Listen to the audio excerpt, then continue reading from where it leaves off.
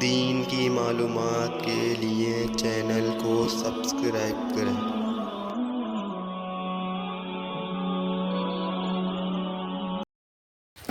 السلام علیکم ورحمۃ اللہ وبرکاتہ۔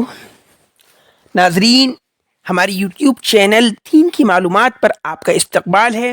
آپ نے ابھی تک اگر ہمارا چینل سبسکرائب نہیں کیا ہے تو ضرور سبسکرائب کر لیں اور ویڈیو کو لائک اور شیئر کرنا نہ بھولیں۔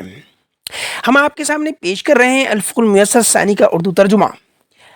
بسم اللہ الرحمن الرحیم۔ باب المرابحۃ والتولیۃ،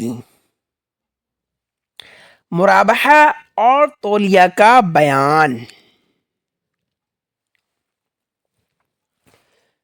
البیع فی حق البدل ينقسم الى 5 انواع۔ حق بدل کے سلسلے میں بے کی 5 قسمیں ہیں۔ تو یہاں سب سے پہلے ہمیں حق بدل کو جاننا ہوگا کہ حق بدل کیا چیز ہے۔ حق بدل اس چیز کو کہتے ہیں جو سامان خریدنے کے بدلے میں دی جاتی ہے، یعنی قیمت جو کبھی کرنسی کی شکل میں ہوتی ہے، کبھی نوٹ، کبھی روپیہ، کبھی پیسہ، کبھی سونا، کبھی چاندی وغیرہ وغیرہ۔ عام طور پر یہ چیز کرنسی ہوتی ہے۔ الاول، تو اس کی پہلی قسم بیع المساومۃ وهو البيع بأي ثمن اتفق وهو المعتاد۔ پہلی قسم حق بدل کی بیع مساومہ ہے۔ مساومہ کا ترجمہ اردو میں ہوگا مول بھاؤ کرنا، اور یہ اس خرید و فروخت میں ہوتا ہے جس میں معاملہ کسی بھی ثمن پر ہو جائے جس پر کہ متفق ہوں دونوں پارٹی، اور یہی عام طور پہ ہوتا ہے۔ یعنی کہ بے مساومہ مول بھاؤ والی بے کو کہتے ہیں، جس کا ہم ترجمہ اس طرح سے کر سکتے ہیں کہ وہ ایسی بے ہے جو کسی بھی ایسی ثمن پر جو ہے کی جائے جس پر دونوں پارٹی متفق ہوں، یعنی بیچنے والا خریدنے والا، اور عام طور پر یہی ہوتا ہے۔ یعنی کہ کسٹمر جو دکاندار ہے وہ کسی چیز کو بیچ رہا ہے 10 روپے کی، لیکن جو خریدار ہے وہ کہہ رہا ہے کہ 10 نہیں، اس کے 8 روپے لگاؤ۔ پھر دونوں جو ہے کسی ایک قیمت پہ متفق ہو جائیں، دکاندار اور خریدار، 8 پر یا 10 پر یا ان دونوں کے بیچ 9 پر، جس پر بھی جو ہے دونوں متفق ہو جائیں گے اور معاملہ ہو جائے گا۔ تو اس طرح کا جو معاملہ ہوتا ہے جس میں مول بھاؤ کیا جاتا ہے، جس میں سامان کی قیمت فکس نہیں ہوتی ہے بلکہ بیچنے والا خریدنے والا وہ دونوں آپسی رضامندی سے اس کی ایک قیمت لگاتے ہیں، تو وہ بیع مساومہ کہلاتی ہے۔ الثانی، دوسری قسم، بیع المرابحۃ وهو تملیک المبیع بمثل الثمن الاول وزیادت ربح۔ بیع مرابحہ ایسی بے کو کہتے ہیں جس میں مبی کا مالک بنایا جاتا ہے ثمن اول کے مثل پر اور کچھ نفع پر۔ یعنی کہ ایسا خرید و فروخت کا معاملہ جس میں بیچنے والا یہ کہے کہ بھائی یہ چیز میں نے 10 روپے کی خریدی ہے اور آپ کو 12 کی بیچ رہا ہوں، یعنی کہ وہ یہ بتا دے کہ میں نے خریدی کتنے کی اور آپ کو اتنے بیچ رہا ہوں اور مجھے اس میں 2 روپے نفع ہو رہا ہے، کلیئر بتا دے۔ تو ایسی معاملے کو شریعت کی اصطلاح میں بیع مرابحہ کہتے ہیں۔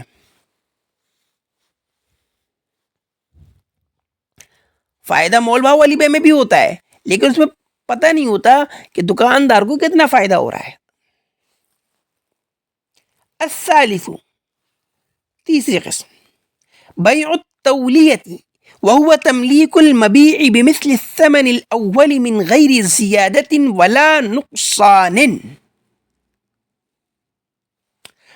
بیع تولیہ کا مطلب ہے برابر سرابر معاملہ کرنا، جتنے میں خریدا ہے اتنے ہی میں بیچ ڈالنا۔ تو یہ کہہ رہے ہیں دیکھو پروڈکٹ کا مالک بنانا دوسرے کو ثمن اول کی مثل پر بغیر زیادتی اور نقصان کی. یعنی کہ اگر یہ ایسا معاملہ ہوتا ہے جس میں دکاندار یہ کہتا ہے کہ بھائی میں نے یہ 10 کی ہی خریدی ہے اور میں آپ کو 10 کی ہی بیچ رہا ہوں, میں اس میں آپ سے 1 روپے کا نہ نفع لے رہا ہوں اور نہ نقصان, جیسے میں نے خریدا ہے جتنے کا جمع کی جمع میں آپ کو بیچ رہا ہوں, تو یہ معاملہ بے تولیہ کہلائے گا. اور چوتھی قسم الاشراک وهو بيع التولية في بعض المبيع من النصف والثلث وغير ذلك. چوتھی قسم جو ہے شراکت داری کی ہے. شراکت داری کو ہم انگلش میں کہہ سکتے ہیں پارٹنرشپ, یعنی کہ کوئی سامان کسی نے خریدا ہے اس میں دوسرے کو شریک کر لے. تو یہ شریک کرنا جو ہوتا ہے اس کی دیکھو یہ وضاحت آگے کر رہے ہیں, یہ ایک طریقے سے بے تولیہ ہی ہوتی ہے, یعنی کہ جس میں برابر سرابر معاملہ ہوتا ہے, جتنے کی خرید اتنے کی بیچے. تو جتنے کا ہم نے سامان خریدا ہے اس میں آدھا سامان اتنے ہی کا ہم کسی دوسرے کو بیچ دیں جتنے کا ہم نے خریدا ہے, تو یہ اشراک کہلائے گا. یہ کریں کہ یہ جو کا تو بیچنا ہے بعض مبی کو, مثلا آدھی یا پون یا اس کے علاوہ, تو یہ اشراک کہلائے گا. یعنی کہ میں کسی نے 10 کلو آٹا خریدا, پھر کوئی شخص آیا وہ مجھے بھی چاہیے آٹا, تو اسے 10 کلو آٹا جو ہے وہ 1000 روپے کا مان لو یا 100 روپے کا خریدا ہے. پھر وہ سامنے والا کہتا ہے مجھے بھی چاہیے, تو اس نے کہا ٹھیک ہے میں نے آٹا جو ہے مجھے 10 روپے کلو پڑا ہے, آپ اس میں سے اگر آدھا آٹا لینا چاہتے ہیں 5 کلو لے لیں تو مجھے آپ 50 روپے دے دیں, یعنی یہ مجھے 50 کا ہی پڑا ہے, 50 کا ہی میں نے خریدا ہے. تو یہ اس نے آدھی مبی دوسرے کو اسی قیمت پر بیچ دی جس قیمت پر اس نے خریدی تھی, تو اس کو ہم شراکت داری کہیں گے, پارٹنرشپ کہیں گے, پارٹنر بنا لینا ہو جائے گا یہ مبی کے اندر.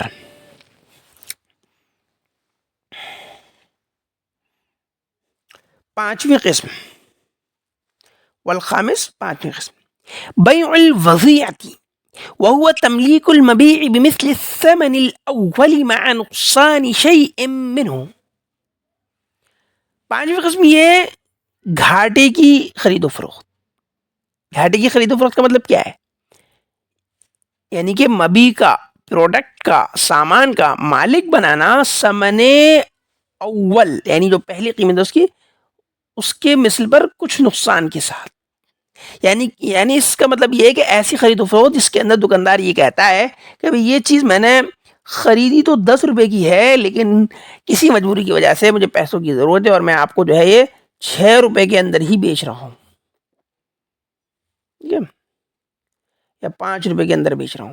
تو اس طرح سے جو بے ہوتی ہے جس میں کہ جتنے کا سامان انسان نے خریدا ہے اس سے کم میں انسان بیچ رہا ہوتا ہے, تو اسے بیع وضیعہ کہتے ہیں. اب ان سے متعلق کچھ احکام نیچے بتا رہے ہیں جائز ناجائز کے. بعض احکام المرابحۃ والتولیۃ, مرابحہ اور تولیہ سے متعلق کچھ احکامات. نمبر 1, الاصل فی المرابحۃ والتولیۃ انہما مبنیان علی الامانۃ فتجب صیانتہما عن حقیقت الخیانۃ وشبہہا. مرابحہ اور تولیہ اصلاً امانت پر مبنا ہوتی ہیں, یعنی کہ اس کے اندر یہ چیز جو ہے ایمانداری پر مبنا ہے کہ آپ جو کہہ رہے ہیں وہ سچ ہے یا غلط ہے. یعنی آپ کہہ رہے ہیں کہ میں نے 10 کا خریدا ہے اور میں آپ کو 12 کا بیچا ہوں, 2 روپے نفع لے رہا ہوں, تو آپ اس بات میں سچے ہیں یا نہیں ہیں, ایمانداری ہے آپ کی اس بات میں یا نہیں ہے, آپ کو واقعی وہ چیز 10 روپے کی آپ نے خریدی ہے یا نہیں. اور یہی معاملہ تولیہ کے اندر ہے کہ آپ کہہ رہے ہیں کہ جتنے کی میں نے خریدی اتنے کی بیچ رہا ہوں, تو واقعی آپ نے اتنے کی خریدی ہے یا نہیں. تو ان دونوں معاملوں میں خیانت کی حقیقت سے اور اس جیسی چیز سے بچنا ضروری ہوتا ہے. اس میں عام طور پر بہت سے لوگ جھوٹ بولتے ہیں, یعنی کہ 9 کی خریدی ہوتی ہے وہ کہہ رہے ہیں کہ نہیں میں نے 10 کی خریدی ہے, بھائی وہ غلط ہو جائے گا.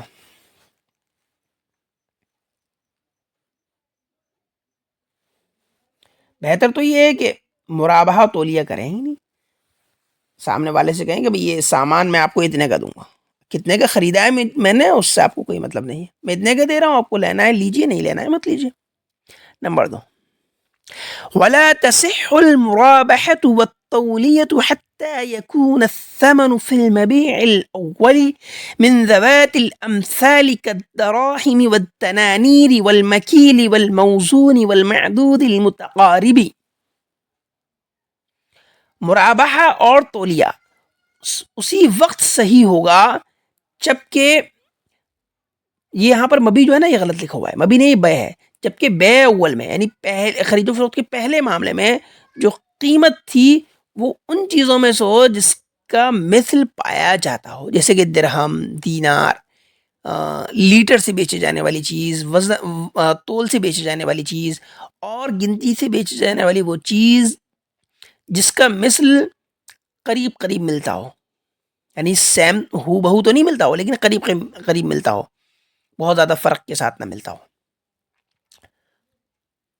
تو ان تم چیزوں میں جو ہے کہتے ہیں مرابحہ و تولیہ جائز ہے، صحیح ہوگا.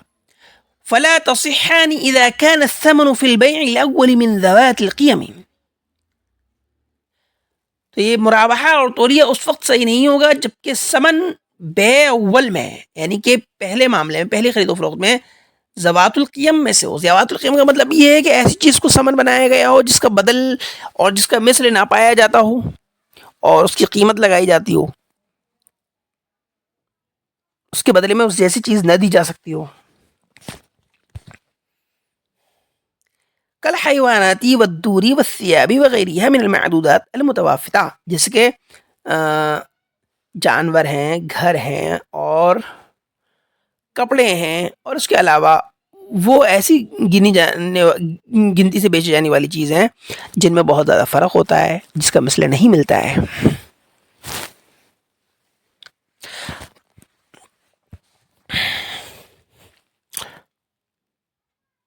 نمبر 3، ويجوز أن يضيف إلى رأس المال أجرة النقل والحمل وغيرهما ويقول قام علي بكذا ولا يقول اشتريته بكذا.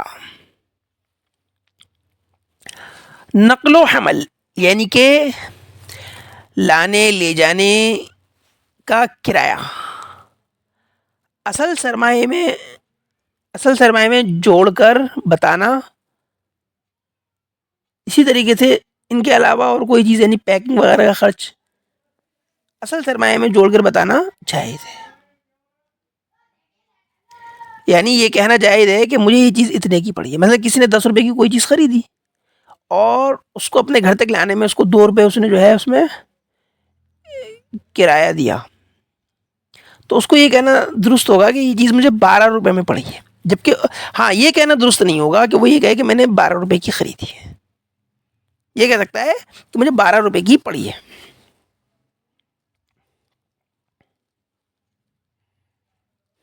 یہ نقل و حمل کو ہم جو ہے آج کے دور میں بولتے ہیں ڈیلیوری اور ٹرانسپورٹ. یعنی ہم اس کا دوسرے الفاظ میں اس کو ترجمہ اس طرح سے کر سکتے ہیں کہ ڈیلیوری اور ٹرانسپورٹ چارج کو کیپٹل میں ایڈ کرنا اور اسی طریقے سے پیکنگ وغیرہ کے چارج کو اس میں ایڈ کر کے بتانا جائز ہے.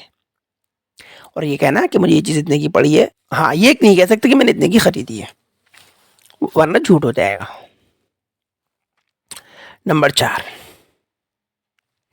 وإن اطلع المشتري على خيانة في المرابحة فهو بالخيار عند أبي حنيفة رحمه الله إن شاء أخذه بجميع الثمن وإن شاء فسخ البيع ورد المبيع. مرابحہ کے معاملے میں اگر کسی کو خیانت کا پتہ ہے، یعنی مشتری خریدار جو ہے اس کو پتہ ہے کہ اس میں جو ہے بیچنے والے نے خیانت کی ہے، جھوٹ بولا ہے، تو امام ابو حنیفہ رحمۃ اللہ علیہ کے نزدیک اس کے پاس یہ آپشن ہوگا کہ وہ چاہے تو جو طے شدہ قیمت کے ساتھ اس چیز کو اپنے پاس رکھ لے، اور چاہے تو خرید و فروخت کے معاملے کو ختم کر دے، ڈیل کو کینسل کر دے اور مبی کو یعنی سامان کو واپس کر دے، پروڈکٹ کو ریٹرن کر دے. وَإِنِ اطَّلَعَ عَلَى خِيَانَةٍ فِي التَّوْلِيَةِ أَسْقَطَهَا مِنَ الثَّمَنِ.